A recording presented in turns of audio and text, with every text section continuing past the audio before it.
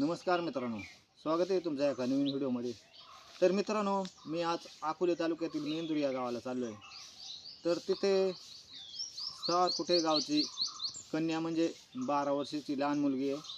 तिने 200 गड किल्ले सर केलेले आहेत।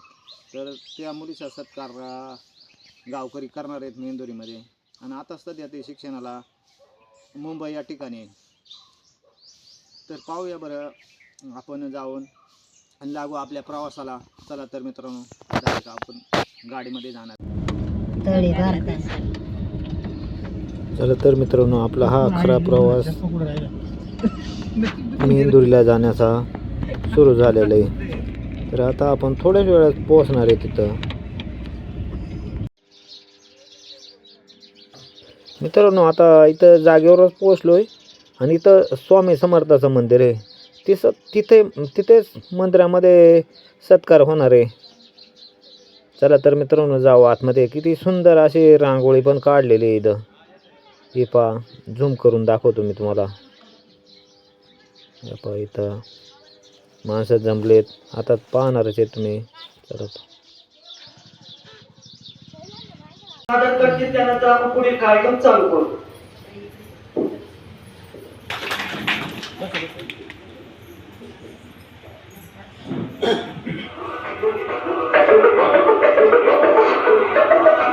वर्ष 12 आपल्या घराच्या समोर जर ओटा जर असला, त्याला जर 4 पायऱ्या जर असल्या, एखादी पायरी जर आपल्याकडून हुकली तर किती दात आपले शिल्लक आहे तर आपल्याला माहित नाही।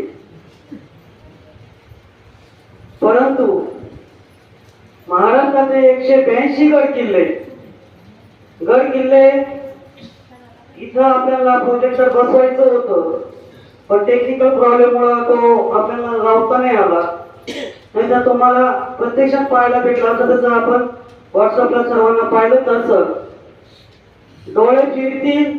नुसता आपण गड किल्ले तिथे डोळ्यांनी जरी पाहिले, मोबाईल मध्ये नुसता व्हिडिओ जरी पाहिला, तरी अंगावर शहारे येतात। इतकं आपण धाडस करू शकत नाही। परंतु महाराष्ट्रात जेवढे गड किल्ले आहेत, 182 गड किल्ले, त्या 182 गड किल्ले आहेत, ह्या मुलीनं या ठिकाणी चढलेली आहे आणि उतरलेली पण आहे। हे खरंच आपल्यासाठी खूप मोठा अभिमान आहे महाराष्ट्रासाठी। आणि हा अभिमानच घेऊन या कन्याला बोलवण्याचं कारण की पालकांना जागृतीसाठी आपण या ठिकाणी या मुलीला बोलवलंय।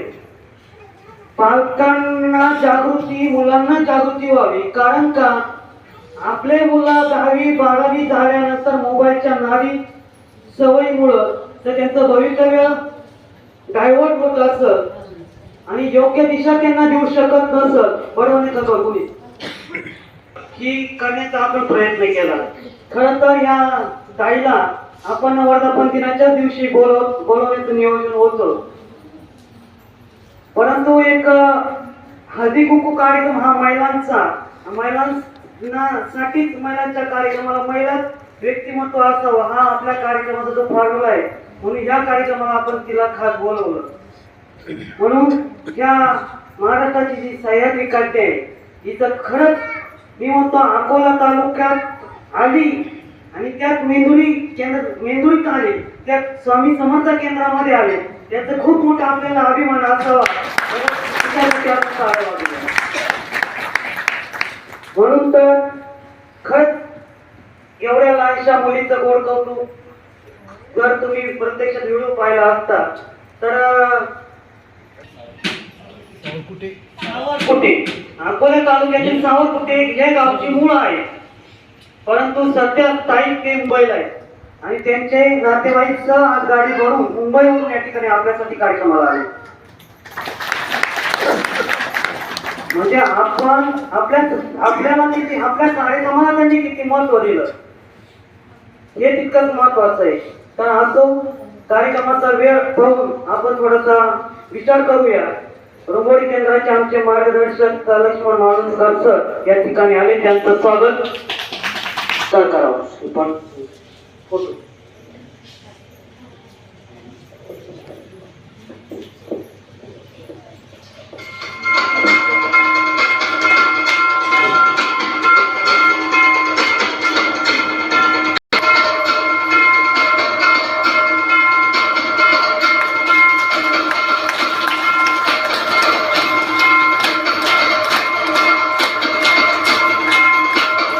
जन्माला यावा. कुठं? आपलं ते पोरग दुसऱ्याचं ते, कारण शिवाजी महाराज दुसऱ्याच्या घरात काय यावं माहितीये ना. शिवाजी महाराजांनी तेवढं त्रास सहन केलं ना, ते आपल्या मुलांच्या वाट्याला नको यायला, म्हणून आपण दुसऱ्याच्या घरात बोलतोय. नाही सांगतो तुम्हाला, आपण विचार का असा का करतो, आपण असा विचार का करतोय की शिवाजी महाराज जन्माला यावं दुसऱ्याच्या घरात का? शिवाजी महाराजांनी जे त्रास सहन केला तो आपल्या मुलाला व्हायला नको, म्हणून दुसऱ्याच्या घरात. त्रास दुसऱ्याला झाला तर चाल, पण आपल्या मातोश्री त्यांच्या, हे नाव घ्यायचं मी राहून गेलो, सॉरी. तर त्यांचा सत्कार या ठिकाणी माधुरी वावळे, शीतल भंगा, सरला आरोटे आणि मीना येवले यांनी करावं. चला लवकर, टाइमपास नको. शीतल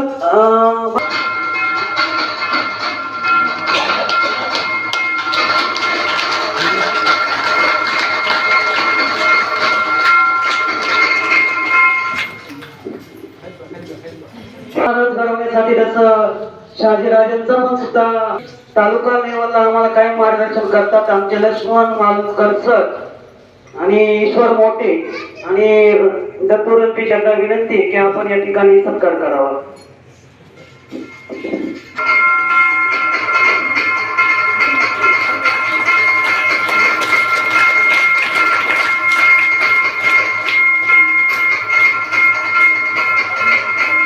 या ठिकाणी मनस्वी आपण पाहतोय, पण ती घडली कशी हे जाणून घेण्यासाठी आपण तिचे एक मनोगत आपण घेऊया.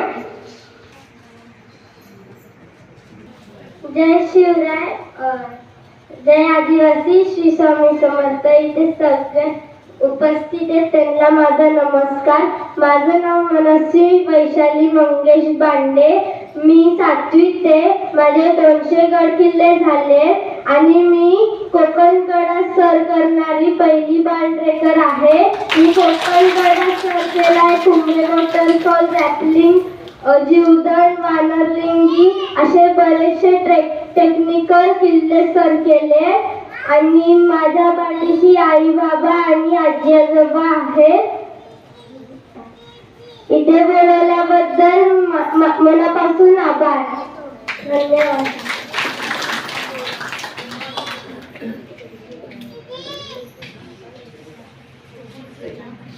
तिच्या मार्गदर्शन आणि मोटिवेशन जे म्हणतो धड म्हणा, एवढी जर उमेद कुठीतरी देणारा जर आपल्या पाठीशी जर असेल तर माणूस कितीही मोठं संकट आलं तरी तो निवारण्यासाठी ताकद निर्माण होते. ती म्हणजे त्यांच्या मातोश्री बांडेताईंना विनंती करतो की आपण तिच्याबद्दल अधिक माहिती द्यावी.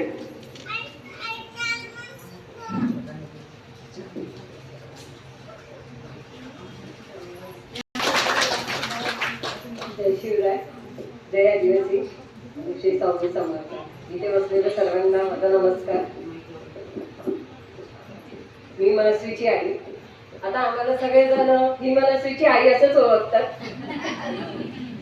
कारण की ती तिच्या वडिला पप्पांना पण सगळेच बोलतात की मनस्वीचे पप्पा आहे. आता तिच्यामुळे आमचं नाव आता झालंय. आम्हाला तिचा अभिमान आहे की तिने एवढं सगळं, तिला ह्या क्षेत्रात म्हणजे ह्या गडकिल्ले करण्या ट्रेकिंग मध्ये आवड निर्माण झाली. हे आमचं सौभाग्य की तिला ह्याचं आवड निर्माण झाली. आता प्रत्येक शनिवार रविवार असला की कुठे जायचं, आता नेक्स्ट संडे कोणता ट्रेक करायचा, कोणत्या किल्ल्यावर जायचं, असे करत करत तिचे आता जवळजवळ 204 किल्ले झालेत. तिने 4 उंच शिखरे केली आहेत आणि बरेच टेक्निकल आहेत की तिने केलेले आहेत. तिच्या पाठीशी आमचा नेहमी असा हात आहे आणि आम्हाला अभिमान आहे की तिने आमचं नाव मोठं केलेलं आहे. आणि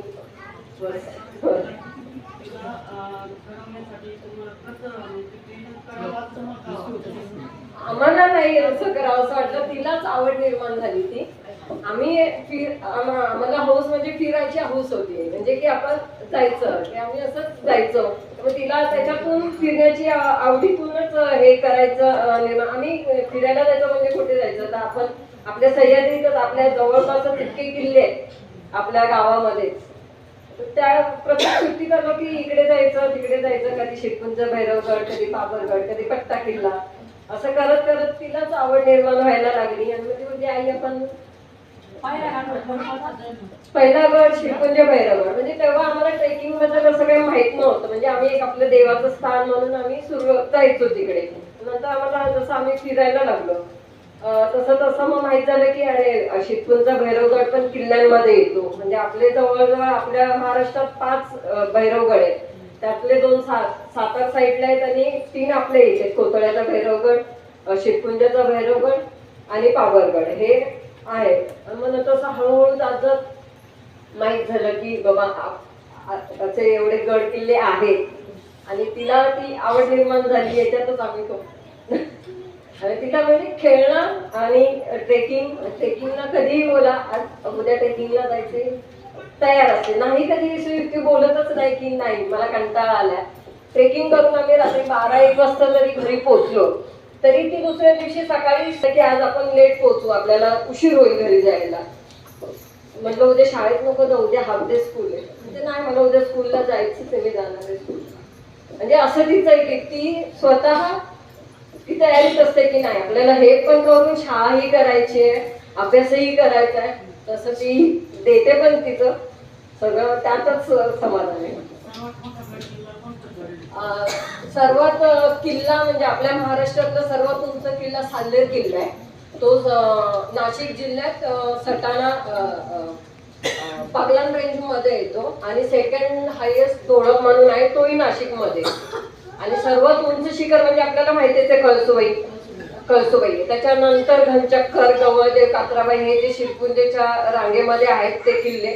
तिने ती 1 दिवसात ते 3 चढून उतरून तिने ते केलेलं. एका दिवसात ती सकाळी शिरपुंजेचा भैरवगड केला, नंतर घनचक्कर केला, मग कात्राबाई आणि मग गवळदेव असे तिने एका दिवसात ती तिन्ही टॉपचे म्हणजे दुसरा, तिसरा, चौथा असं हे तिने एका दिवसात ते केलेलं. जवळजवळ 40 किलोमीटर चालू होतं. सकाळी 6 वाजता ट्रेक चालू होता, तो आमच्या संध्याकाळी 8 वाजता संपला, रात्री 8 वाजता.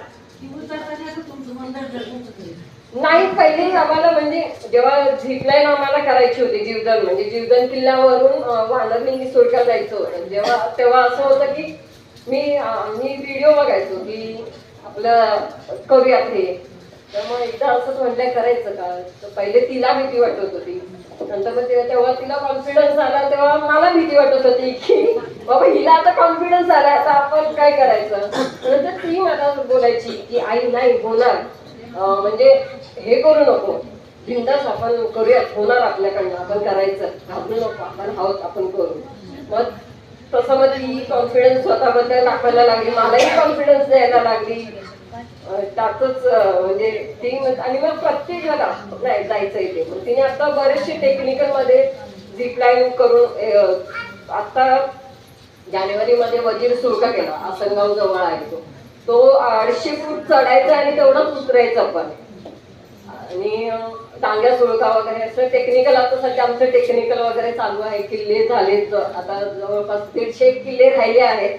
तर ते लांबचे जरे राहिलेले आहेत, इथले जवळपासचे सगळे म्हणजे होत आलेले आहेत. आणि आता तिचं आहे की महाराष्ट्रातला आधी सगळे गड किल्ले पूर्ण करायचे आणि मग बाहेरचं ट्रेक करायचे असे.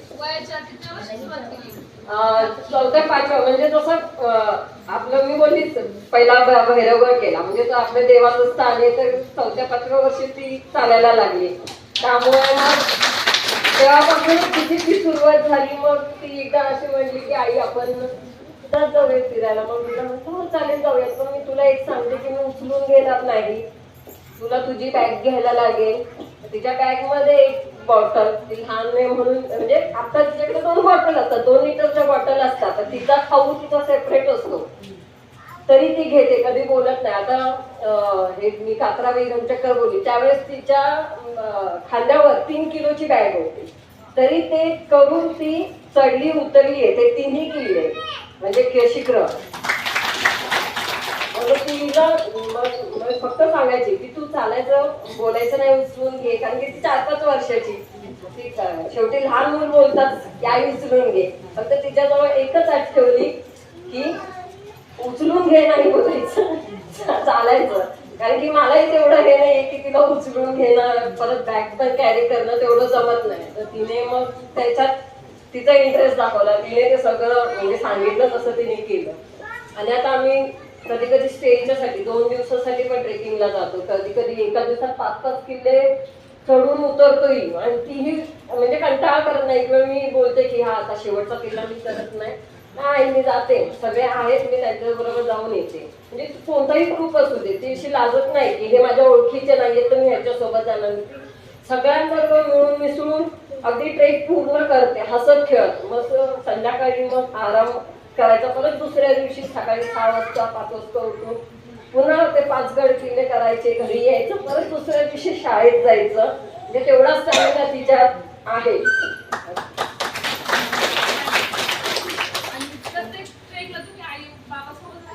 नाही, ते कधी कधी येतात, त्यांचा सपोर्ट मेन आहे की जा तुम्ही.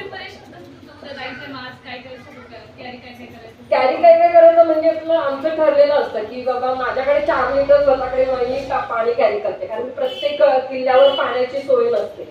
आणि काही ठिकाणी तर गाव एकदमच गाव असते, तिथे काही ऑलरेडी बॅग तर आणि फर्स्ट एड असतं, गोळ्या औषधं घेऊनच आम्ही हे करतो. म्हणजे घेऊन जातो. म्हणजे बाय चान्स कधी लागलं, इमर्जन्सी आली कोणाला, तर आपलं ते सोबत असलेलं बरं. हरिश्चंद्रगडाला गेला असाल कधी, कोकण कडा पाहिला असेल, तो बघायलाच आपल्याला भीती वाटते.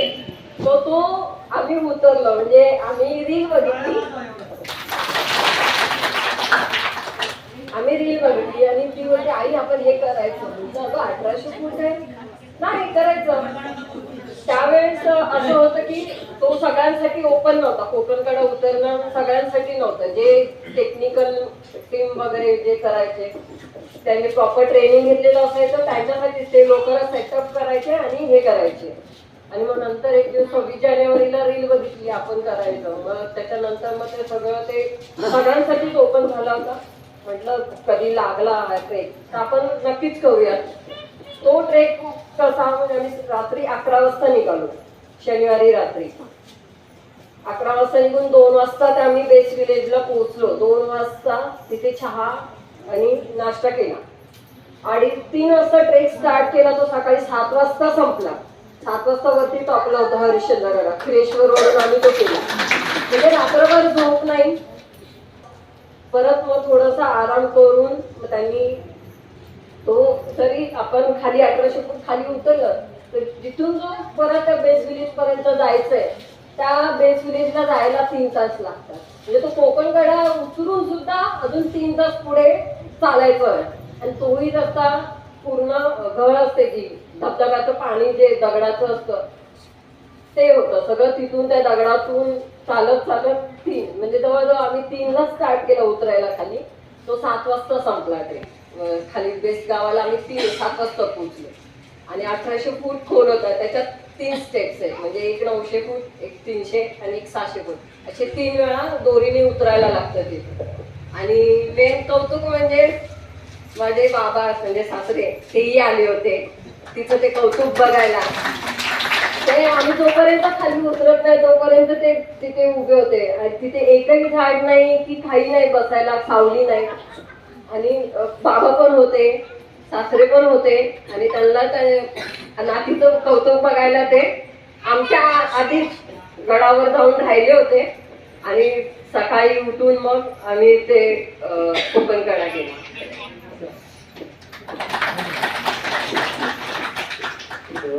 सर्व प्रश्न मनसेसाठी प्रश्न उत्तर आपण राखून ठेवलेले.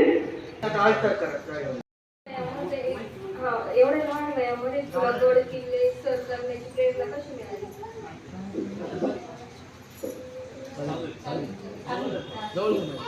मी करायची. मग हळूहळू आवड निर्माण झाली. मग तसेच आता 200 किल्ले केले. तुला आपण निर्माण झाली पण तुझा सर्वात पहिला किल्ला कोणता होता? शिरपुंजी. त्यावेळेला तू किती वर्षांची होती साधारण?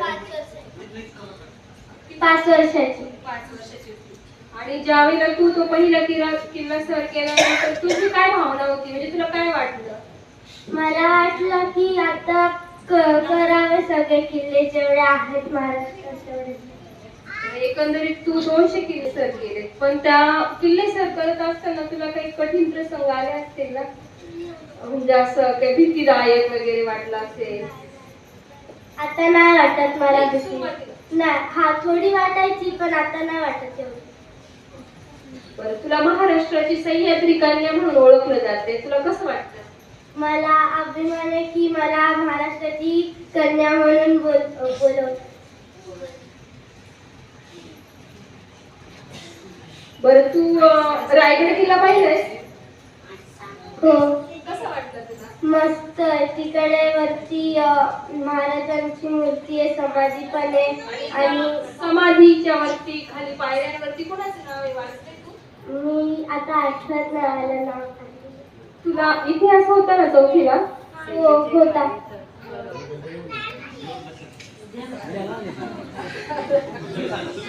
कोकणकडा तू उतरताना तुला कसं वाटलं, म्हणजे कोकणकडा उतरून झाल्यानंतर तुझ्या भावना काय होत्या? थोडी कोकणकडा उतरताना भीती वाटली, मग नंतर ते सगळं झाल्याच्या नंतर 3 तास चालायचं होतं घरतून. मस्त वाटलं उतरल्यानंतर. तू दमली नाहीस का? हो, थोडी. मग तुझं म्हणजे तू कसं सगळं मेंटेन करते, तुझा अभ्यास, तुझं हे चढणं उतरणं? सोमवार ते शुक्रवार मी अभ्यास करते, ड्रॉइंग क्लासला जाते आणि शनिवार रविवार मी बाहेर ट्रेकिंग करायला जाते फिरायला. यात तुला कोणाचा सपोर्ट जास्त आहे, आईचा की बाबांचा? दोघांचा.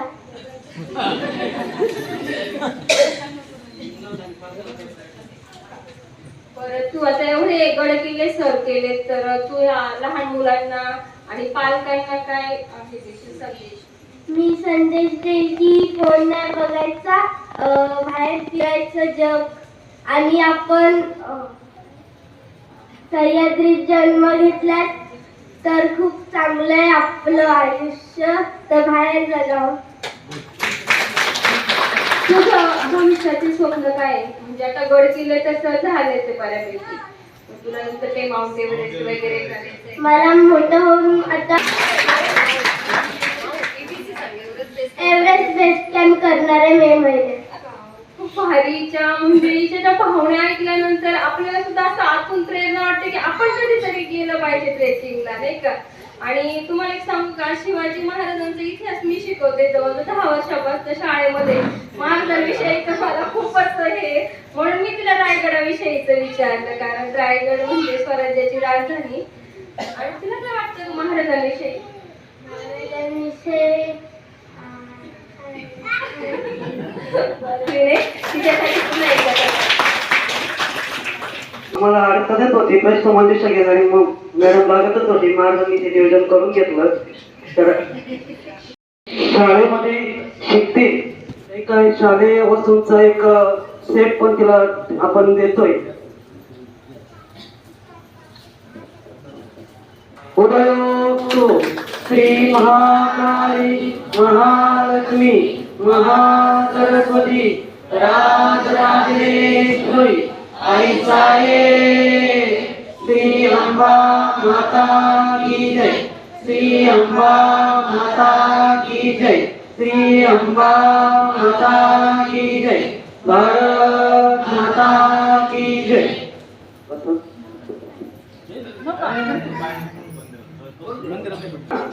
तेव्हा तुझ्या पाठीशी महाराजांची तुझी सुरुवात अप्रत्यक्ष त्या महाराजांपासून झाली असं आम्ही मानतो. तू जेव्हा मोठी होशील ना तेव्हा आशीर्वादाची थांब ती कायम तुझ्या सोबत राहील, संरक्षण कवच म्हणून ही तुझ्या सोबत राहील. तर जेव्हा मोठी होशील, माणूस जेव्हा उंच चढतो ना डोंगरावर तेव्हा तो वाकून चढतो, बरोबर ना?